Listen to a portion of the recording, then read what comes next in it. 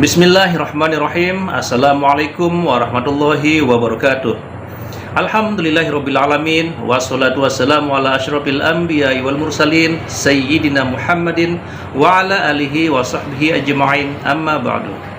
Sahabat beriman yang dirahmati Allah, syukur alhamdulillah kita bertemu lagi di channel ini. Pada kesempatan yang berbahagia ini, mari sejenak kita luangkan waktu kita untuk bersama-sama kita dengarkan tausiah fenomenal dari guru kita, Al-Mafrullah Kiai Haji Zainuddin MZ. Beliau dikenal sebagai dai sejuta umat. Penasaran seperti apa isi tausiah beliau? Mari kita simak bersama. Selamat mendengarkan. Wa qatlan nafsil lati harramallahu illa bil haqq. Membunuh orang lain dengan cara yang tidak benar, membunuh orang yang diharamkan oleh Allah Subhanahu wa ta'ala untuk melakukannya kecuali dengan alasan yang benar. Kita tahu Islam adalah agama damai. Sesuai dengan namanya, ia tidak dikembangkan dengan pedang dan kekerasan. Ia dikembangkan dengan keteladanan dan tuntunan moral. Oleh karena Islam bukan agama kekerasan, Islam pun tidak mementingkan dan mengajarkan kekerasan kecuali dengan alasan yang benar dan bisa dipertanggungjawabkan. Membunuh dengan sengaja, menghilangkan nyawa orang lain tanpa alasan yang bisa dibenarkan adalah merupakan dosa besar dan satu di antara 7 perkara yang bisa mendatangkan kerusakan dalam kehidupan dan yang hendaknya harus kita jauhi. Saudara-saudara kaum muslimin rahimakumullah, beberapa waktu yang lalu di sebuah kota kecil yang indah bernama New Auckland. Saudara tahu New Auckland? Itu dari Gunung Kidul masih ngidul lagi. Pernah diadakan satu seminar yang membicarakan bagaimana menyelamatkan masyarakat manusia dari bahaya Perang Dunia Ketiga. Diperkirakan kalau terjadi Perang Dunia Ketiga, manusia tidak akan tersisa. Sebab apa? Pada waktu itu cadangan nuklir yang dimiliki oleh bersama Amerika dan Rusia konon sudah sanggup memusnahkan 6 miliar manusia pada saat jumlah manusia baru 5 miliar. Jadi kelebihan nuklir dunia ini. Kalau terjadi Perang Dunia Ketiga, sulit manusia untuk tersisa. Maka dibahaslah di dalam seminar itu, wah, supaya tidak terjadi Perang Dunia Ketiga, maka perlombaan membuat senjata-senjata canggih, alat-alat pembunuh modern harus segera dibatasi. Dibahas, tidak mungkin kita membatasi perlombaan membuat senjata. Kenapa? Makin maju ilmu dan teknologi, makin canggih senjata yang ditemukan. Atom sudah meningkat menjadi nuklir, nuklir sudah meningkat menjadi neutron, dan kita tahu bom yang bernama neutron ini bom yang cukup membunuh tanpa perlu merusak. Artinya kalau dia diledakkan di kota kita ini, bangunan utuh, jembatan tidak ambruk, rumah-rumah tetap berdiri, tapi semua yang bernama hidup mati. Itu katanya lebih sopan dari bom atom. Sebab kalau si atom ini sudah membunuh, merusak pula. Neutron cukup membunuh saja tanpa perlu merusak. Jadi majunya senjata-senjata teknologi sebagai akibat yang logis dari kemajuan ilmu pengetahuan ini tidak bisa kita batasi. Dan memang sebenarnya yang bahaya bukan senjatanya, tapi manusia yang mengendalikan senjata itu. Mereka kembali kepada prinsip the man behind the gun. Bukan senjatanya yang bahaya, tapi manusia yang mengendalikan senjata itu yang bahaya. Walaupun senjatanya modern, katakanlah model M16 umpamanya, kalau yang mengendalikannya orang beriman, insya Allah aman. Tapi biar megang cuma senapan angin, Kalau yang megang orang brutal, ngeri kita deket-deket. Apalagi kalau memang bukan ahlinya menggunakan senjata, bisa ngeker kaki kena jidat.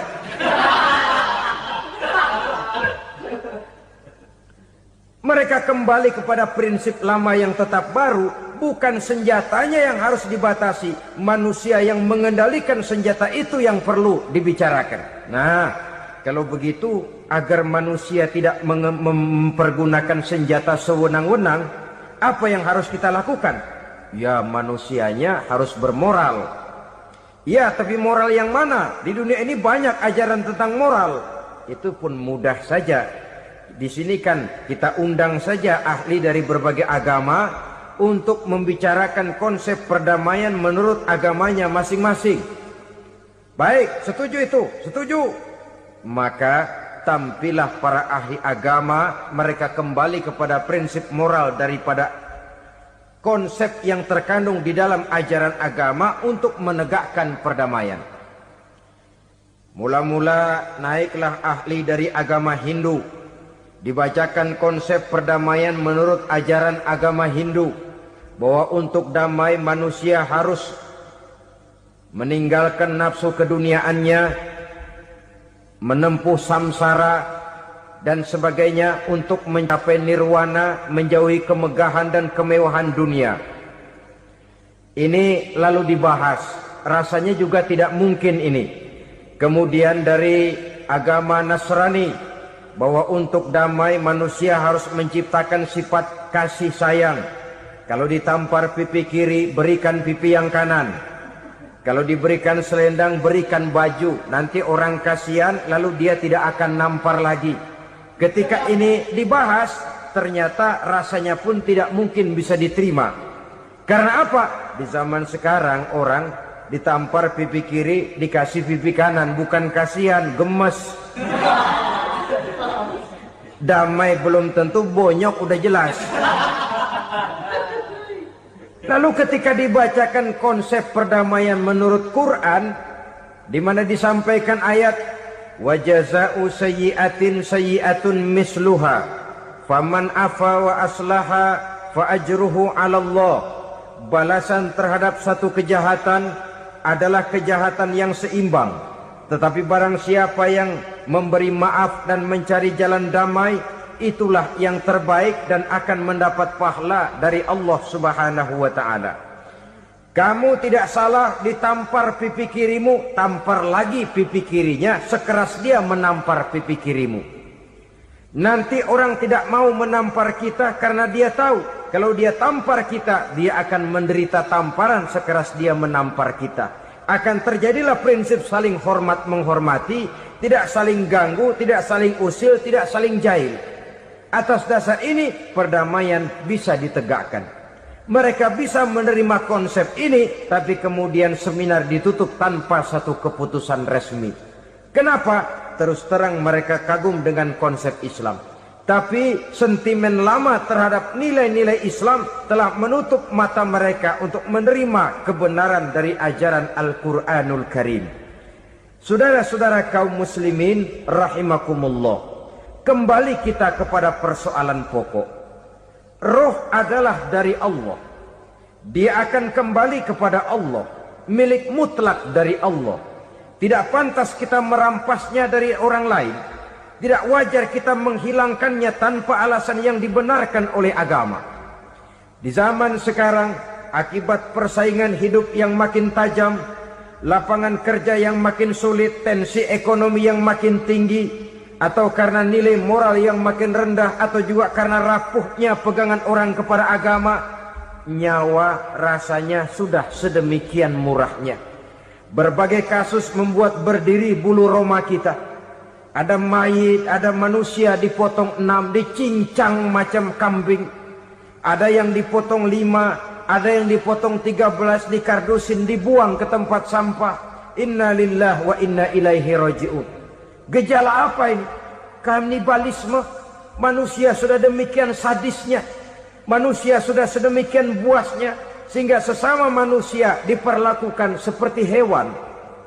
Padahal hewan sendiri Belum pernah macan makan macan, bagaimanapun buasnya macan.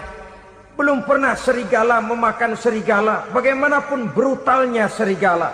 Tetapi manusia makan manusia di zaman sekarang kadang jadi kenyataan dalam kehidupan kita. Kadang persoalannya remeh saja.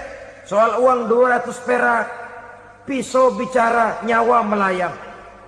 Soal rokok sebatang, celurit bicara, nyawa melayang. Soal-soal yang sama sekali tidak prinsip, begitu mudah kita menghilangkan nyawa orang lain. Padahal Nabi pernah memperingatkan, apabila dua orang muslim sudah berkelahi dan berbunuh-bunuhan, al-qatil wal maqtul finnar, yang membunuh dan yang terbunuh dua-duanya neraka. Sahabat heran, ya Rasul, kalau yang terbunuh, kalau yang membunuh masuk neraka itu sih wajar, tapi yang terbunuh kenapa neraka juga?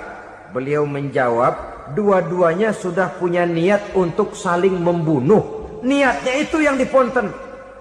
Yang terbunuh cuman lagi apes aja, keduluan dia. Umpama tidak terbunuh, pasti dia yang akan membunuh. Oleh karenanya al-qatil wal maktul, yang membunuh dan yang dibunuh finnar, dua-duanya masuk ke dalam neraka. Islam menghormati kehidupan. Tidak hanya terbatas kepada sesama muslim, orang-orang yang berlainan agama pun yang mau hidup berukun, damai, berdampingan dengan umat Islam, jiwa mereka, darah mereka dilindungi oleh nilai-nilai Islam yang disebut dengan kafir zimmi ini. Mengganggu mereka sama saja dengan mengganggu aku, kata Nabi. Jadi oleh karena itu sayangilah sesama. Kehidupan adalah anugerah Allah, bukan wewenang kita untuk mencabutnya dari orang lain, bukan wewenang kita untuk merampas dan menghilangkannya dari orang lain. Apa yang tidak enak terjadi pada diri kita, begitu pula lah apabila terjadi pada diri orang lain. Sehingga Nabi mengatakan, la yu'minu ahadukum hatta yuhibba li akhihi ma yuhibbu li nafsihi. Belum dikatakan beriman seseorang kamu apabila dia belum mencintai saudaranya seperti ia mencintai dirinya sendiri. Apa yang enak dirasakan oleh orang lain, enak juga dirasakan oleh dia. Mengukur orang lain dengan diri sendiri. Kalau orang lain tanpa salah saya fitnah, kalau saya tanpa salah difitnah orang, enak apa enggak? Enggak, orang lain juga begitu. Kalau orang lain tanpa salah saya tempeleng kepalanya, enak apa tidak? Tidak. Orang lain juga begitu. Yang tidak enak terjadi pada diri kita, tentu tidak enak juga kalau terjadi pada orang lain. Mengukur orang lain dengan diri sendiri, sehingga tidak timbul sifat egois, tidak menari di atas bangkai orang lain, tidak mendirikan kebahagiaan di atas untayan air mata orang lain. Sehingga dengan demikian saudara-saudara, dia bisa menghormati kehidupan, menghormati orang lain sebagaimana dia ingin dihormati. Untuk menghancurkan nilai-nilai iman, dibanjiri kita dengan paham-paham yang merusak dan mendangkalkan akidah. Baik ia bernama materialisme, baik ia bernama sekularisme, baik ia bernama banjirnya maksiat dan munkarat, baik ia bernama banjirnya peradaban dan kebudayaan yang menghancurkan moral daripada anak-anak kita. Sedikit demi sedikit melenturkan dan melunturkan nilai-nilai keimanan kita, untuk kemudian pada waktunya nilai iman itu akan bertukar dan berganti menjadi nilai syirik kepada Allah Subhanahu wa ta'ala. Atau pada sisi lain, menjadikan yang selain Allah sebagai tujuan akhir daripada kehidupan kita. Sedangkan kita sama-sama maklum bahwa di dalam pandangan agama Islam, dosa yang tidak berampun, dosa yang terbesar, termasuk dalam kategori bapak moyangnya dosa, tidak lain adalah syirik, yakni menyekutukan Allah Subhanahu wa ta'ala. Pola penghancuran iman ini memang berstrategi. Ditawarkan kita kepada paham materialisme, paham kebendaan, di mana otak menempati urutan sebagai ranking pertama, Tuhan jatuh pada urutan kedua. Lalu menyusul kepada paham sekularisme, Allah dipisahkan dari seluruh kegiatan hidup ini, untuk pada gilirannya menjadikan yang selain Allah sebagai tujuan akhir daripada seluruh kegiatan hidup kita. Oleh karenanya, kewajiban menjaga nilai-nilai iman ini merupakan kewajiban yang mulia tetapi berat. Tidak hanya untuk kita, tetapi juga bagaimana mewariskannya kepada anak-anak kita, generasi yang akan datang. Orang-orang tua bijaksana yang diceritakan di dalam Al-Quran, kalau sudah berpikir tentang anak-anaknya, pertanyaan yang paling mereka risaukan ialah, ma ta'buduna min ba'di. Anakku, kalau pada satu saat aku, ayahmu sudah tidak ada lagi di dunia ini, meninggalkan kamu semua, ma ta'buduna min ba'di, apa yang akan kamu sembah nak? Jikalau sekarang ayahmu masih mau ke masjid, masih mau melakukan rukuk dan sujud, masih beribadah menyembah Allah Subhanahu wa ta'ala, kalau orang tuamu sudah tidak ada, ma ta'buduna min ba'di, masihkah engkau mau datang ke masjid? Masihkah engkau mau rukuk dan sujud? Masihkah engkau mau menyembah Allah Subhanahu wa ta'ala? Pertanyaan ini yang dipikirkan oleh Nabi Yakub kepada putra-putranya. Pertanyaan ini yang diteruskan oleh Nabi Ibrahim kepada anak-anaknya. Pertanyaan ini yang diwariskan oleh generasi ulama salafus saleh kepada para generasi berikutnya. Bagaimana kita generasi sekarang? Kita orang-orang tua sekarang bukan berfikir ma ta'buduna min ba'di, malah yang kita fikirkan ma ta'kuluna min ba'di. Kalau bapak tidak ada nanti kamu makan apa nak? Perkara kamu nyembah apa? Urusan nomor 18. Yang penting kamu nanti hidup bisa makan nak. Maka kita sibuk mewariskan harta kepada anak-anak kita. Kita sibuk mewariskan kebun dan tanah kepada anak-anak kita. Kita sibuk mewariskan pabrik kepada anak-anak kita. Sementara kita lupa mewariskan intan yang paling mahal, mewariskan mutiara yang paling berharga, yaitu nilai iman kepada Allah Subhanahu wa ta'ala. Alangkah baiknya apabila warisan harta, warisan tanah dan kebun, warisan rumah dan pabrik didasari lebih dahulu dengan mewariskan nilai iman kepada Allah Subhanahu wa ta'ala. Sebagai orang-orang tua, kita boleh bersedih kalau anak kita tidak mengerti komputer. Kita boleh bersedih kalau anak kita tidak mengerti matematika. Kita boleh bersedih kalau anak kita tidak mengerti bahasa Inggris. Tapi sewajarnya lebih bersedihlah kita orang tua jikalau mempunyai anak yang tidak kenal Allah sebagai Tuhannya, yang kemudian tidak mau rukuk dan sujud kepada Allah Tuhannya. Itulah kemalangan yang paling malang bila kita meninggalkan generasi yang tidak bertauhid kepada Allah Subhanahu wa ta'ala. Betapapun anak kita tidak ngerti komputer, saudara, paling-paling kerugiannya cuma kerugian dunia. Masuk dia ke alam barzakh, munkar nakir tidak akan sempat tanya kau belajar komputer apa tidak. Kumpul dia di padang mahsyar, malaikat juga tidak akan tanya matematikamu nilainya berapa. Yang ditanya, kau kenal Allah, kau rukuk dan sujud kepadanya, kau pernah datang ke masjid. Oleh karena itu sekali lagi, menjaga nilai iman tidak hanya untuk kita, tetapi juga mewariskannya kepada anak-anak kita, generasi yang akan datang. Sungguh kemalangan yang paling besar apabila kita meninggalkan anak-anak kita. Mereka kita tinggalkan lemah ekonominya, itu tidak baik. Mereka kita tinggalkan lemah otaknya, itu pun akan membuat mereka tertinggal oleh yang lain. Tapi yang paling celaka, jikalau kita tinggalkan mereka dalam kondisi lemah imannya, rapuh akidahnya, tidak baik dan tidak betul keyakinan hidupnya. Oleh karena itu Nabi berpesan, jauhilah 7 perkara yang merusak. Yang pertama, syirik kepada Allah Subhanahu wa ta'ala. Menyekutukan Allah baik dalam ucapan, dalam keyakinan, ataupun dalam perbuatan. Ini perkara pertama yang termasuk 7 perusak besar di dalam kehidupan. Kalau sudah jatuh kita ke lembah syirik, bagaimanapun banyak kebaikan yang kita kerjakan, berjiwa sosial, bertangan pemurah, gemar menolong orang lain, kalau memang dasarnya syirik, maka seluruh kebaikan kita akan hancur, tidak akan ada nilainya dalam pandangan Allah Subhanahu wa ta'ala.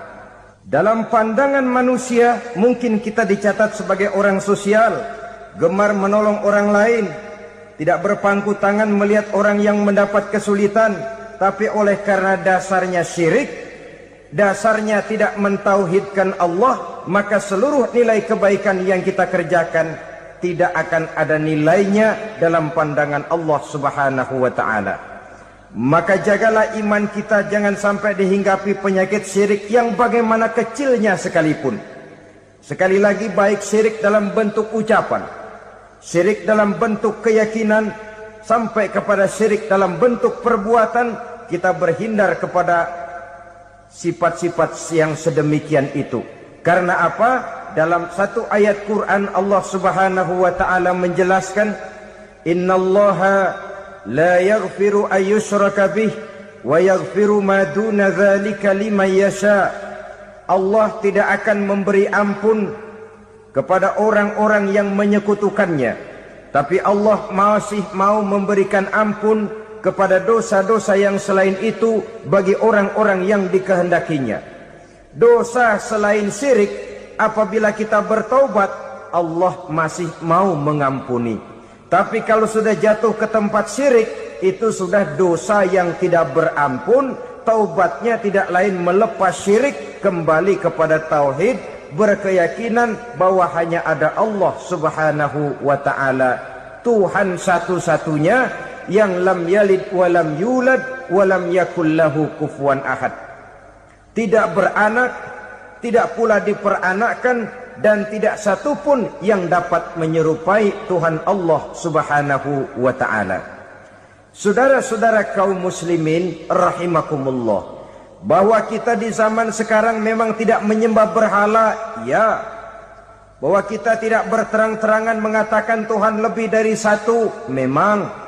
Bahwa kita tidak berkeyakinan Tuhan itu punya anak atau diperanakkan, tentu. Tapi dalam perbuatan dan i'tiqad, kita kadang-kadang jatuh tanpa kita sadari ke tempat yang bernama syirik ini. Oleh karenanya, di zaman di mana teknologi makin canggih, di mana kemajuan pembangunan makin menjangkau berbagai aspek kehidupan, diperlukan keseimbangan antara kemajuan fisik material dengan kemajuan mental spiritual. Apabila tidak ada keseimbangan, yang terwujud tentulah kepincangan, yang diawali dengan pincangnya cara kita berpikir, sehingga pada akhirnya akan mengarah kepada pincangnya cara kita berbuat dan bertindak di dalam kehidupan kita. Oleh karena itu Nabi berpesan, jauhilah sifat syirik, karena syirik merupakan dosa yang teramat besar. Ini sifat merusak yang pertama. Yang kedua, kata Nabi, wasihra, jauhilah sihir. Sihir ini juga termasuk perkara yang merusak kehidupan. Kita semua sama-sama maklum bahwa sihir sebenarnya bukan persoalan baru. Sejak sebelum datang Islam, sihir itu sudah ada. Di zaman Yunani kuno, sihir ada. Di zaman Mesir kuno, di zaman Cina kuno, dan yang lain-lain yang serba kuno, sihir itu sudah ada. Bahkan para nabi pun, para rasul yang diutus oleh Allah Subhanahu wa ta'ala, senantiasa berhadapan dengan ahli-ahli sihir untuk menguji kebenaran dari misi yang mereka bawa. Sihir adalah perbuatan di luar kebiasaan yang bisa dikerjakan oleh ahlinya dengan bantuan jin atau setan. Hukum mempelajari sihir adalah haram, mengamalkannya lebih haram lagi. Sebab itu saudara-saudara, sihir merupakan perbuatan merusak yang harus kita jauhi. Ciri-ciri daripada perbuatan sihir, pertama, ia mengandung tipuan, bayangan khayal. Di zaman Nabi Musa misalnya, orang melihat tambang-tambang itu seperti ular. Nabi Musa melayangkan tongkatnya menjadi ular-ular besar yang memakan ular-ular kecil ciptaan tukang-tukang sihir Fir'aun tadi. Lalu sihir bisa terjadi dengan bantuan jin kafir atau setan. Kemudian ciri yang ketiga, sifatnya halus dan tersembunyi. Taruh kata ada seorang ahli sihir yang mempergunakan ayat-ayat Quran sebagai jompa-jampe, sebagai baca-bacaan, itu cuma sekedar kedok. Tujuannya tidak lain menjadikan agama sebagai kedok untuk membenarkan cara yang dimurkai oleh Allah Subhanahu wa ta'ala. Satu hadis yang diriwayatkan oleh Imam Bazar dan Tabrani, Nabi berpesan, "Laisa minna man tatayyara lahu au takahhana au tukuhhina lahu au sahira lahu." Tidak termasuk ke dalam golonganku, kata Nabi. Tidak termasuk umatku. Siapa mereka? Man tatayyara lahu, orang yang bertatoyur. Apa tatoyur itu? Dari kalimat toyaro, artinya terbang. Toir biasa diartikan dengan burung. Tatoyaro percaya kepada suara-suara burung. Man tatayyara lahu, mempercayai, meyakini dengan benar-benar kepada suara beburungan. Kan suka ada itu, nah bunyi burung tuh, maling liwat. Maling liwat. Burung bunyi, maling liwat. Itu termasuk tatayyara lahu, percaya kepada suara burung. Kan aneh kalau suara orang nggak dipercaya, suara burung malah dipercaya. Ada ustadz ceramah, kiai ngaji, nggak mau didengerin, burung dengerin bener. Nah, suaranya dari sebelah mana? Belah kulon. Nah, itu tandanya ano. Habis dihitung-hitung. Itu termasuk tatayyara lahu. Au takahana, atau bertenung, au tukuhina, atau minta ditenungkan, au sahirolahu, atau melakukan perbuatan sihir atau minta disihirkan. Laisa minna, tidak termasuk ke dalam golonganku, kata Nabi. Sehingga dengan demikian saudara-saudara, menghadapi sihir dengan sihir sekalipun termasuk perbuatan yang tidak diajarkan oleh agama. Kita kan mempelajari sihir untuk jaga diri. Tidak apa-apa, yang dilarang mengamalkannya, dilarang juga mempelajarinya. Sebab orang kalau sudah mengetahui, biasanya lalu terangsang untuk mencoba. Kalau percobaannya berhasil, biasanya terangsang untuk coba lagi dan coba lagi. Pada akhirnya ketagihan, lalu beralih menjadi profesi, apalagi itu nanti bisa mendatangkan hasil uang. Saudara-saudara kaum muslimin rahimakumullah, kita manusia makhluk nyata. Kita hidup di alam nyata, terikat oleh sunnatullah, causality. Oleh karenanya, bagi kita keyakinan yang penuh, keikhlasan di dalam bertuhankan Allah, penyerahan diri sepenuhnya hanya kepadanya, itu sudah merupakan obat penangkal yang sangat ampuh agar kita tidak terkena penyakit-penyakit yang dibuat oleh setan dan para pembantunya. Sehingga beberapa ayat Quran mengajarkan, misalnya a'udzu bikalimatillahi tammati min syarri ma khalaq, atau bismillazi la yadurru ma'asmihi syai'un fil ardi wala fis sama, dengan menyebut nama Allah yang tidak bisa mendatangkan bahaya sedikit pun dari baik yang datang dari langit maupun yang datang dari bumi. Jiwa yang kosong dari keyakinan yang penuh kepada Allah, jiwa yang penuh was-was dan ragu-ragu, itu yang mudah terserang oleh penyakit-penyakit yang dikerjakan oleh para tukang-tukang sihir, yaitu oleh setan dan seluruh para pembantunya. Kemudian hadis kedua yang diriwayatkan oleh Imam Ibnu Hibban, Nabi bersabda, la yadkhulul jannata mudminu khamrin wala mu'minu bisihrin wala qati'u rahmin. Tidak masuk surga. Ini Nabi yang bilang, tidak masuk surga. Siapa itu? Pertama, mudminu khamrin, orang yang berkekalan dalam mabuk. Selalu mudminun itu sudah menjadi perbuatan rutinnya, tidak kapok-kapoknya, teler seumur hidup. Mudminu khamrin, tidak masuk surga orang yang selalu bermabuk-mabukan. Yang kedua, wala mu'minu bisihrin, orang mukmin tapi main sihir. Ini juga oleh Nabi diperingatkan, tidak akan masuk surga orang mukmin tapi suka main sihir. Wala qati'u rahmin, dan tidak juga orang yang memutuskan silaturahmi. Tiga macam manusia yang diperingatkan Nabi tidak akan masuk surga: orang yang selalu mabuk, orang mukmin yang main sihir, dan orang yang memutuskan silaturahmi. Saudara-saudara kaum muslimin rahimakumullah. Lalu orang berkata, kenapa dilarang kita bersihir? Padahal Rasul sendiri kan punya mukjizat. Nah, kita memang harus membedakan antara mukjizat dengan sihir.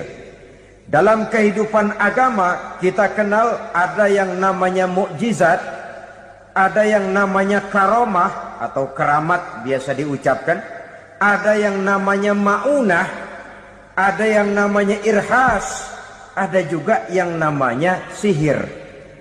Kesemuanya ini berbeda, saudara-saudara. Yang dinamakan mukjizat itu khusus untuk para rasul saja. Satu kejadian luar biasa yang terjadi dilakukan oleh rasul atas izin dari Allah Subhanahu wa taala. Perbedaannya dengan sihir jelas. Sihir dari setan, mukjizat dari Allah. Sihir bisa dipelajari, mukjizat tidak. Sihir umumnya untuk maksud-maksud yang tidak baik, sedangkan mukjizat untuk memperkuat kebenaran yang disampaikan oleh para rasul dan ditentang oleh umatnya. Bahkan kafir Quraisy dahulu menganggap orang-orang ahli sihir itu berada dalam satu posisi yang hina, sehingga mereka mengatakan dan menuduh Nabi Muhammad sebagai tukang sihir. Tuduhan sebagai tukang sihir adalah tuduhan yang sangat aib dan hina. Di tengah masyarakat kufar jahiliyah, kedudukan tukang sihir dipandang sebagai kedudukan yang hina, sehingga mereka mengejek Nabi dengan sebutan tukang sihir. Jadi mukjizat hanya untuk Rasul saja. Kemudian karomah. Karomah ini asal kata dari karomah, kehormatan, kemuliaan yang diberikan Allah kepada hamba-hambanya yang rajin mendekatkan diri kepadanya. Oleh karena ketekunannya melaksanakan ibadah, Allah memberikan keistimewaan kepada orang itu, yang dengan keistimewaannya dia bisa mengerjakan yang tidak bisa dikerjakan oleh orang lain. Karomah hanya bisa dicapai dengan prestasi ibadah. Kalau sihir, mau ibadah apa enggak, asal dia belajar, bersatu dan berteman dengan setan, memenuhi persyaratan-persyaratan setan, biasanya lalu bisa. Sedangkan karomah tidak mungkin terwujud tanpa orang mendekatkan diri sedekat-dekatnya kepada Allah Subhanahu wa ta'ala. Maka kita lihat biasanya orang-orang yang punya ilmu sihir, mukanya rata-rata nggak enak dilihat. Kumuh, jauh dari air wudhu, jauh dari sujud kepada Allah, malah berteman dengan setan, menjadi pelayan-pelayannya setan.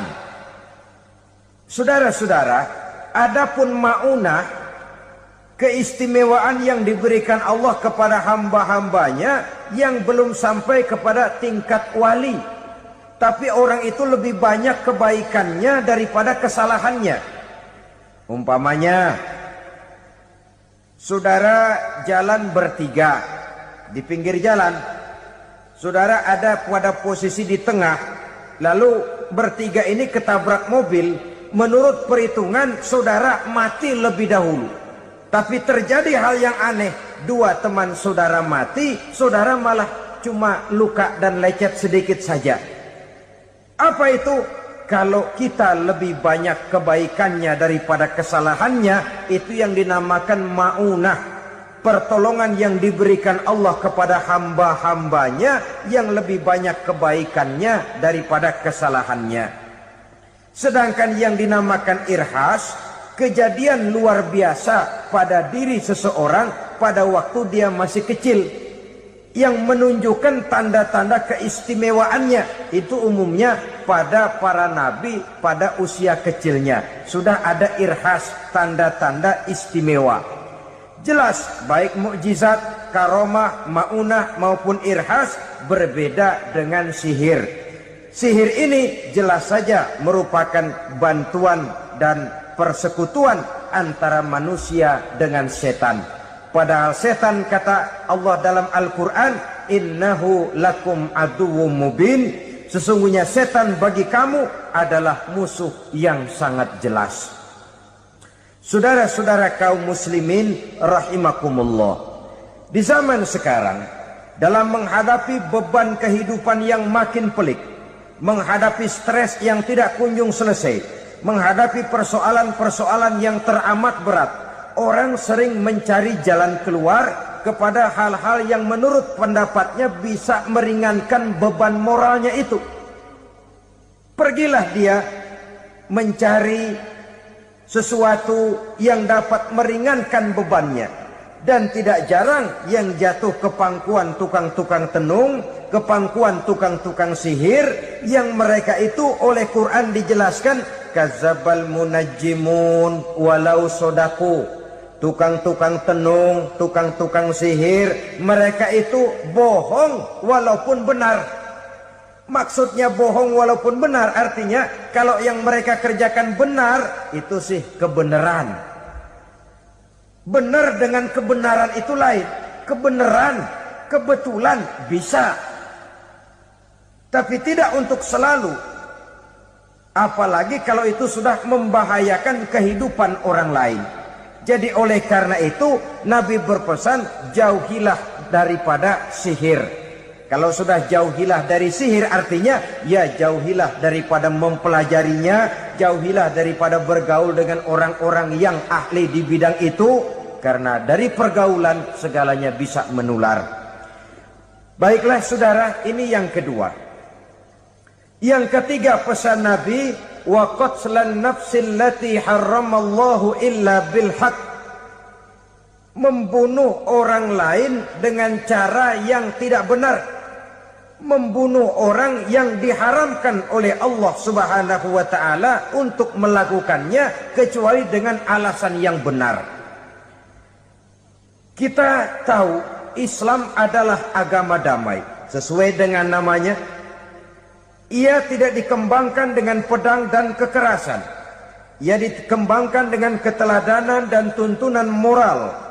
Oleh karena Islam bukan agama kekerasan, Islam pun tidak mementingkan dan mengajarkan kekerasan kecuali dengan alasan yang benar dan bisa dipertanggungjawabkan.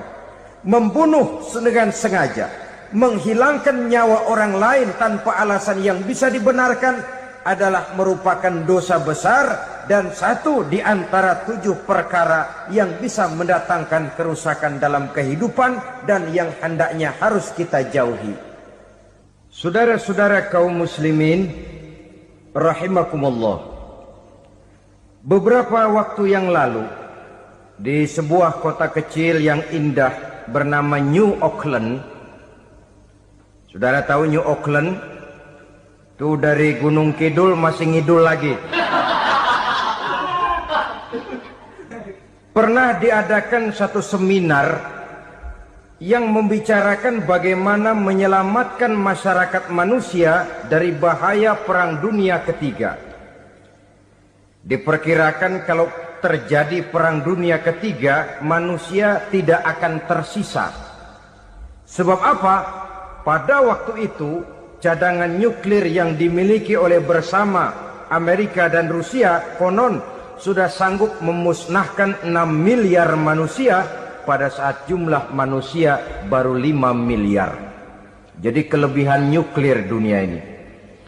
Kalau terjadi Perang Dunia Ketiga, sulit manusia untuk tersisa. Maka dibahaslah di dalam seminar itu, wah, supaya tidak terjadi Perang Dunia Ketiga, maka perlombaan membuat senjata-senjata canggih, alat-alat pembunuh modern harus segera dibatasi. Dibahas, tidak mungkin kita membatasi perlombaan membuat senjata. Kenapa? Makin maju ilmu dan teknologi, makin canggih senjata yang ditemukan. Atom sudah meningkat menjadi nuklir, nuklir sudah meningkat menjadi neutron, dan kita tahu bom yang bernama neutron ini bom yang cukup membunuh tanpa perlu merusak.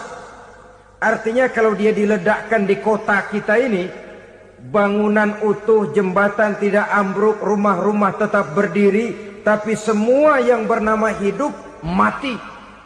Itu katanya lebih sopan dari bom atom. Sebab kalau si atom ini sudah membunuh, merusak pula. Neutron cukup membunuh saja tanpa perlu merusak. Jadi majunya senjata-senjata teknologi sebagai akibat yang logis dari kemajuan ilmu pengetahuan ini tidak bisa kita batasi. Dan memang sebenarnya yang bahaya bukan senjatanya, tapi manusia yang mengendalikan senjata itu. Mereka kembali kepada prinsip the man behind the gun. Bukan senjatanya yang bahaya, tapi manusia yang mengendalikan senjata itu yang bahaya. Walaupun senjatanya modern, katakanlah model M16 umpamanya, kalau yang mengendalikannya orang beriman, insya Allah aman. Tapi biar megang cuma senapan angin, kalau yang megang orang brutal, ngeri kita deket-deket. Apalagi kalau memang bukan ahlinya menggunakan senjata, bisa ngeker kaki kena jidat.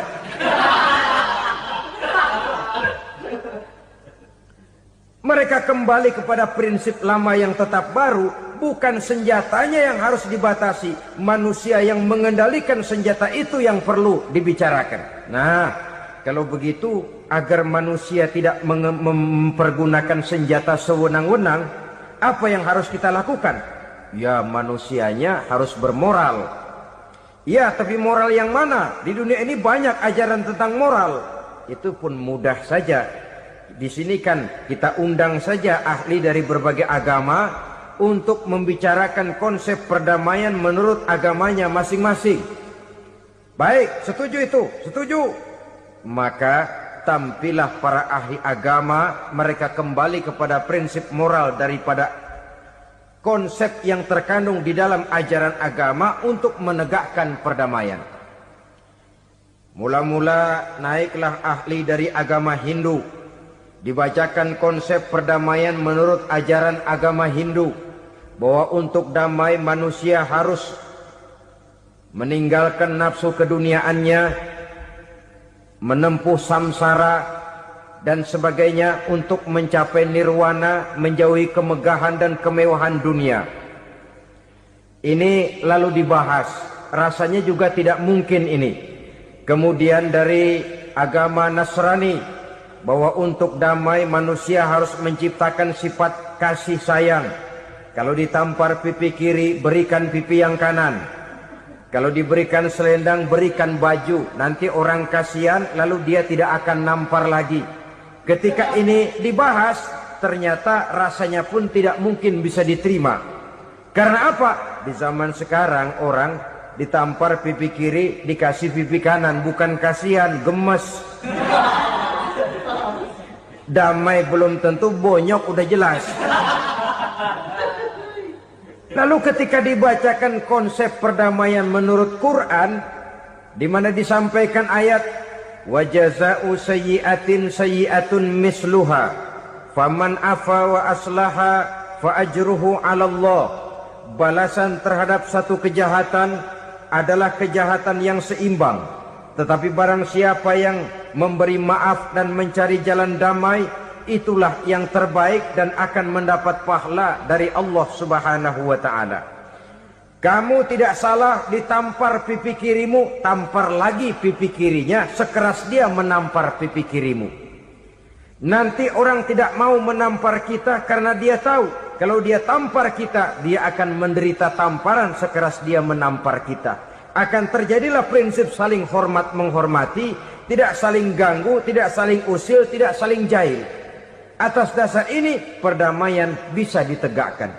Mereka bisa menerima konsep ini, tapi kemudian seminar ditutup tanpa satu keputusan resmi. Kenapa? Terus terang mereka kagum dengan konsep Islam. Tapi sentimen lama terhadap nilai-nilai Islam telah menutup mata mereka untuk menerima kebenaran dari ajaran Al-Quranul Karim. Saudara-saudara kaum muslimin rahimakumullah. Kembali kita kepada persoalan pokok. Roh adalah dari Allah. Dia akan kembali kepada Allah. Milik mutlak dari Allah. Tidak pantas kita merampasnya dari orang lain. Tidak wajar kita menghilangkannya tanpa alasan yang dibenarkan oleh agama. Di zaman sekarang, akibat persaingan hidup yang makin tajam, lapangan kerja yang makin sulit, tensi ekonomi yang makin tinggi, atau karena nilai moral yang makin rendah, atau juga karena rapuhnya pegangan orang kepada agama, nyawa rasanya sudah sedemikian murahnya. Berbagai kasus membuat berdiri bulu roma kita. Ada mayit, ada manusia dipotong 6, dicincang macam kambing. Ada yang dipotong 5, ada yang dipotong 13, dikardusin, dibuang ke tempat sampah. Inna lillahi wa inna ilaihi raji'un. Gejala apa ini? Kanibalisme. Manusia sudah demikian sadisnya. Manusia sudah sedemikian buasnya. Sehingga sesama manusia diperlakukan seperti hewan. Padahal hewan sendiri belum pernah macan makan macan, bagaimanapun buasnya macan. Belum pernah serigala memakan serigala, bagaimanapun brutalnya serigala. Tetapi manusia makan manusia di zaman sekarang kadang jadi kenyataan dalam kehidupan kita. Kadang persoalannya remeh saja. Soal uang 200 perak, pisau bicara, nyawa melayang. Soal rokok sebatang, celurit bicara, nyawa melayang. Soal-soal yang sama sekali tidak prinsip, begitu mudah kita menghilangkan nyawa orang lain. Padahal Nabi pernah memperingatkan, apabila dua orang muslim sudah berkelahi dan berbunuh-bunuhan, al-qatil wal maktul finnar, yang membunuh dan yang terbunuh dua-duanya neraka. Sahabat heran, ya Rasul, kalau yang terbunuh, kalau yang membunuh masuk neraka itu sih wajar, tapi yang terbunuh kenapa neraka juga? Beliau menjawab, dua-duanya sudah punya niat untuk saling membunuh. Niatnya itu yang diponten. Yang terbunuh cuman lagi apes aja, keduluan dia. Umpama tidak terbunuh, pasti dia yang akan membunuh. Oleh karenanya al-qatil wal maktul, yang membunuh dan yang dibunuh finnar, dua-duanya masuk ke dalam neraka. Islam menghormati kehidupan. Tidak hanya terbatas kepada sesama muslim, orang-orang yang berlainan agama pun yang mau hidup berukun, damai, berdampingan dengan umat Islam, jiwa mereka, darah mereka dilindungi oleh nilai-nilai Islam yang disebut dengan kafir zimmi ini. Mengganggu mereka sama saja dengan mengganggu aku, kata Nabi. Jadi oleh karena itu sayangilah sesama. Kehidupan adalah anugerah Allah, bukan wewenang kita untuk mencabutnya dari orang lain, bukan wewenang kita untuk merampas dan menghilangkannya dari orang lain. Apa yang tidak enak terjadi pada diri kita, begitu pula lah apabila terjadi pada diri orang lain. Sehingga Nabi mengatakan, la yu'minu ahadukum hatta yuhibba li akhihi ma yuhibbu li nafsihi. Belum dikatakan beriman seseorang kamu apabila dia belum mencintai saudaranya seperti ia mencintai dirinya sendiri. Apa yang enak dirasakan oleh orang lain, enak juga dirasakan oleh dia. Mengukur orang lain dengan diri sendiri. Kalau orang lain tanpa salah saya fitnah, kalau saya tanpa salah difitnah orang, enak apa enggak? Enggak, orang lain juga begitu. Kalau orang lain tanpa salah saya tempeleng kepalanya, enak apa tidak? Tidak. Orang lain juga begitu. Yang tidak enak terjadi pada diri kita, tentu tidak enak juga kalau terjadi pada orang lain. Mengukur orang lain dengan diri sendiri, sehingga tidak timbul sifat egois, tidak menari di atas bangkai orang lain, tidak mendirikan kebahagiaan di atas untayan air mata orang lain. Sehingga dengan demikian saudara-saudara, dia bisa menghormati kehidupan, menghormati orang lain sebagaimana dia ingin dihormati. Inilah perbuatan ketiga yang merusak, membunuh orang lain dengan yang diharamkan Allah tanpa alasan yang benar. Yang ketiga. Kemudian yang keempat, perbuatan merusak wa aklar riba, makan riba. Hidup adalah tolong menolong. Bahasa kerennya take and give katanya. Saling memberi dan saling menerima. Nabi mengajarkan, man kuraba kurbatan min kurabid dunya karaballahu lahu kurbatan min kurabi yaumal qiyamah. Wallahu fi aunil abdi madamal abdu fi auni akhihi. Siapa yang meringankan beban dari beban-beban yang derita seseorang di dalam kehidupan dunia, Allah akan meringankan bebannya daripada beban-beban yang harus dipikulnya di hari kiamat nanti. Wallahu fi aunil abdi madamal abdu fi auni akhihi.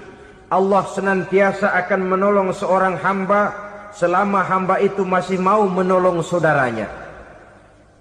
Allah selalu akan menolong seorang hamba selama hamba itu masih mau menolong saudaranya.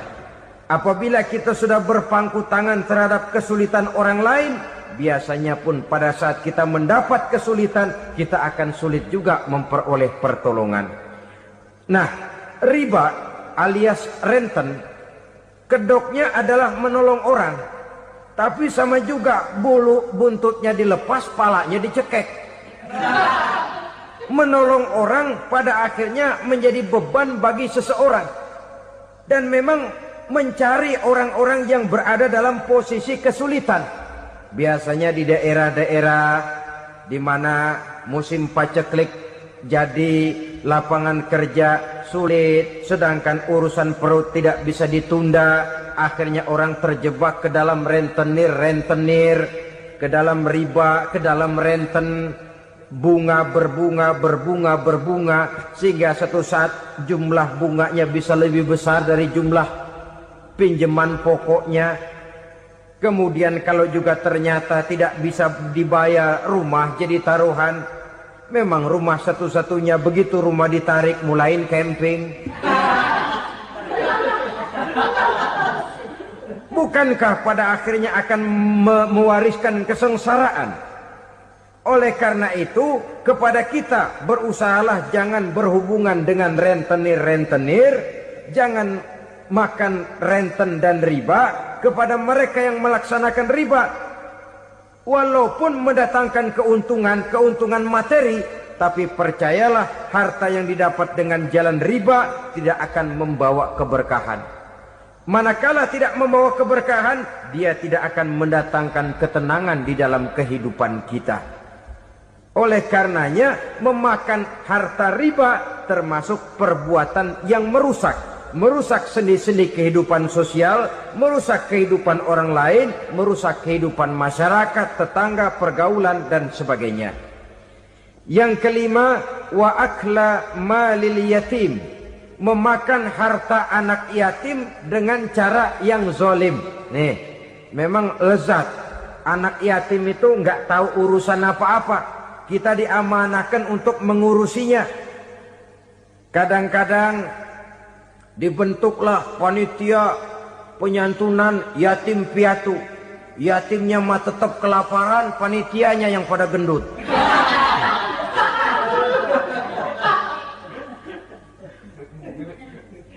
Padahal memakan harta anak yatim termasuk perbuatan dosa besar, dan menjantuni yatim merupakan perbuatan mulia. Nabi mengatakan, ana wa kafilul yatim kahataini yaumal qiyamah. Aku dan orang-orang yang menyantuni anak yatim seperti dua jari ini pada hari kiamat nanti. Dekat sekali. Jikalau ingin di hari akhir nanti dekat dengan Rasul, bersahabatlah dengan anak-anak yatim. Jadilah pengurus anak-anak yatim. Bangunlah panti-panti asuhan yatim. Pada saat bapak ibunya meninggal, kitalah yang menjadi orang tuanya. Bahkan sedemikian besar perhatian Islam terhadap anak-anak yatim ini, sehingga Quran memberikan peringatan, ara'aital ladzi yukadzibu bid-din fadzalikal ladzi yad'ul yatim wa la yahuddu ala ta'amil miskin. Tahukah kamu siapa orang yang mendustakan agama, beragama tapi dianggap dusta, salatnya dusta, puasanya dusta karena agamanya sudah berdusta. Siapa mereka? Fadzalikal ladzi yad'ul yatim, orang yang menyia-nyiakan anak yatim.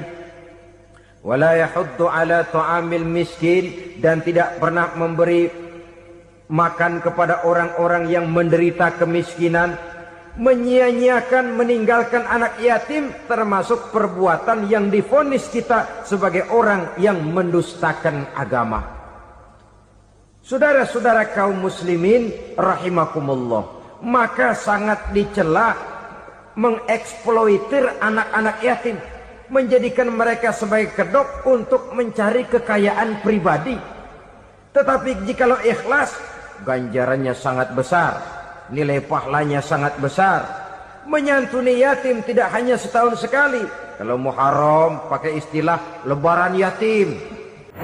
Masya Allah, sangat luar biasa tausiah yang sudah disampaikan oleh guru kita Al-Mafrullah Kiai Haji Zainuddin MZ.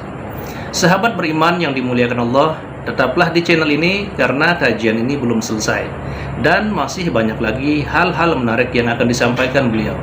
Maka dari itu tetaplah di channel ini dan mari kita lanjutkan kembali. Selamat mendengarkan. Dibentuklah panitia, diberilah beras, uang 45.000 rupiah, alhamdulillah. Tapi jangan lupa, si yatim tidak hidup cuma satu hari. Dia tidak hidup cuma di bulan Muharram saja. Dia hidup 12 bulan dalam setahun. Sebagaimana anak-anak yang lain, dia juga berhak punya masa depan. Dia juga berhak menikmati bangku sekolah. Dia berhak mengenyam arti dan makna pendidikan.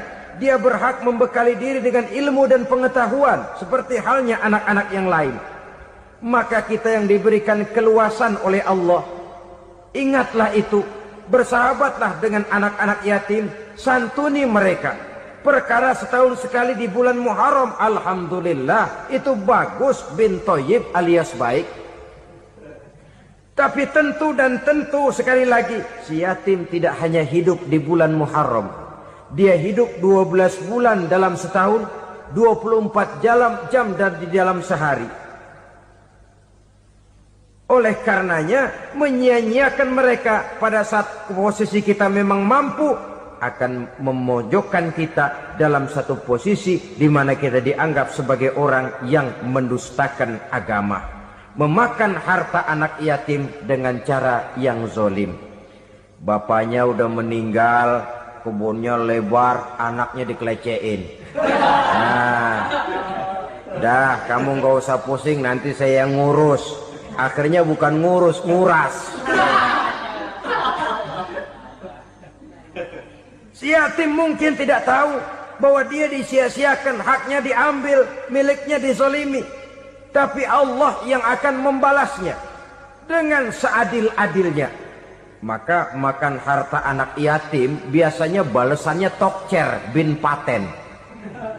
Nggak banyak selang tempo itu, nggak percaya cobain dah. Nyobain aja kan nggak bayar, umpama.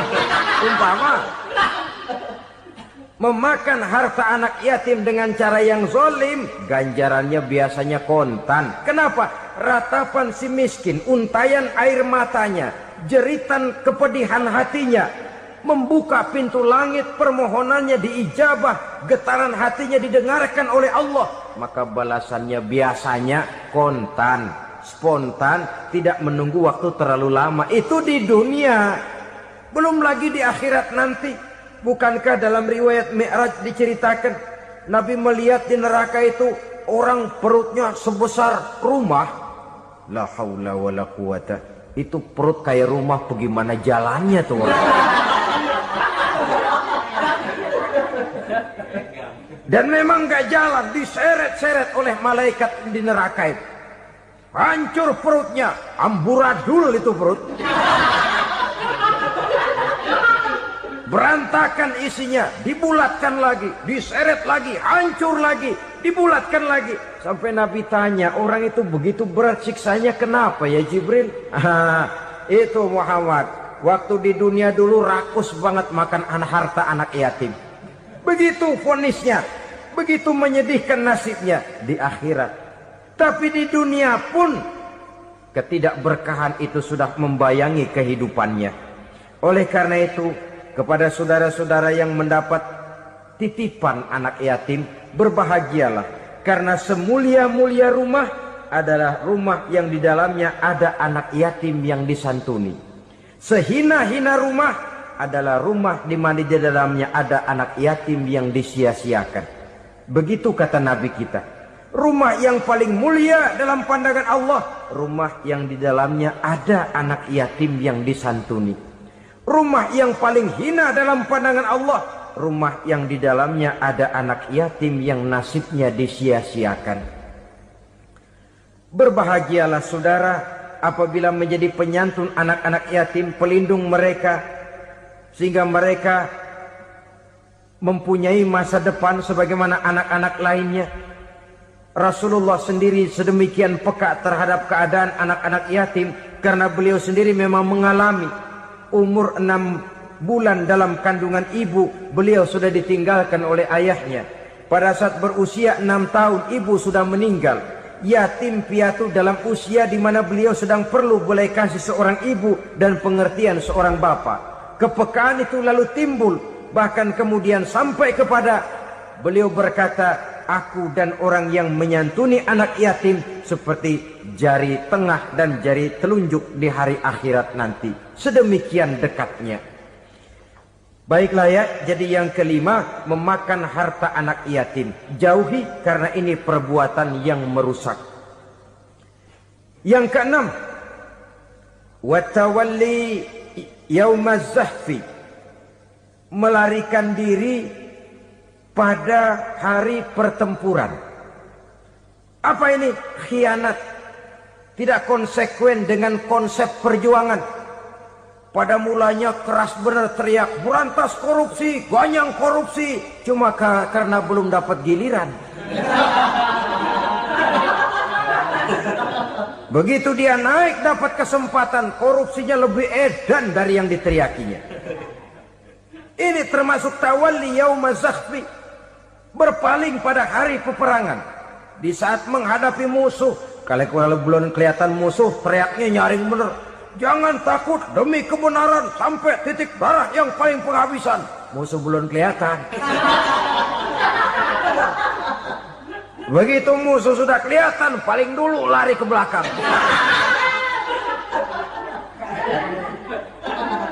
Kalau diajak berjuang ada saja alasannya. Sehingga Quran memberikan peringatan kepada kita semua. Mengapa kamu ini berat? Kalau sudah diajak berjuang di jalan Allah, kakimu seperti terhunjam berakar di perut bumi. Berat untuk melangkah berjuang. Lari dari pertempuran tidak konsekuen dengan konsepsi perjuangan. Mau enaknya saja. Dalam kondisi yang sulit lalu berpangku tangan. Ini termasuk ciri munafik yang di dalam Al-Quran disindir dengan bahasa kullama adha'a lahum masyaufi wa iza azlama alaihim qamu. Waktu terang mereka jalan, giliran gelap mereka mandek. Artinya, maksudnya kalau giliran ada untungnya aja rame-rame teriak Islam. Tapi begitu diminta berjuang, dituntut berkorban, rame-rame mundur. Waktu dilihat di Islam ada untungnya, rame-rame teriak Islam. Pak, saya Islam banget, Pak. KTP saya Islam, Pak. Pokoknya Islam banget dah. Tapi ketika diminta berjuang, dituntut sedikit berkorban, rame-rame mengundurkan diri. Tahun 65 PKI berontak. Waduh, waktu itu jadi orang Islam untung itu. Nggak dikejar-kejar, aman. Masjid rame, mobil-mobil mewah parkir di depan musola dan masjid. Kenapa? Waktu itu asal udah ke masjid aman. Islam selamat, untung. Tapi begitu keadaan aman, yang parkir di musola sepeda butut melulu.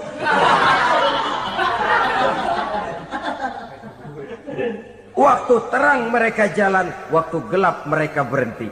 Dikala di Islam ada untungnya, baru wah Islam bagus, Islam hebat. Tapi waktu dilihat ada kerugian, jangan bawa-bawa Islam dah. Jangan bicara soal Islam, ini kan bukan soal agama. Bukan soal agama. La haula wa la quwata illa billah.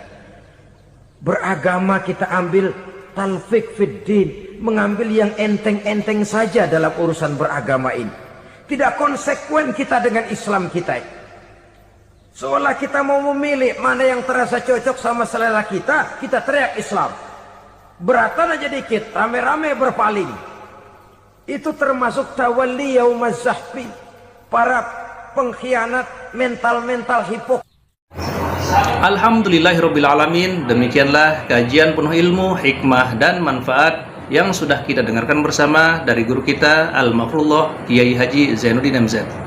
Sahabat beriman yang dimuliakan Allah, mari kita doakan guru kita, semoga beliau diampuni segala dosa-dosanya dan dilapangkan kuburnya.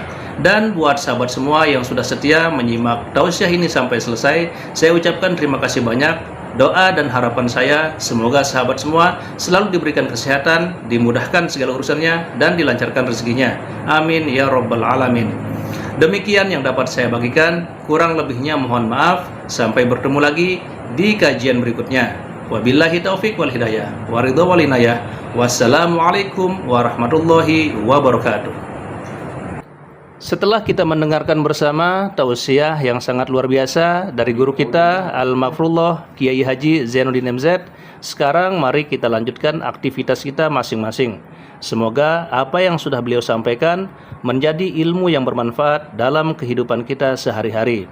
Dan buat sahabat semua saya ucapkan selamat beraktivitas dan sukses selalu. Sampai bertemu lagi di video berikutnya. Wassalamualaikum warahmatullahi wabarakatuh.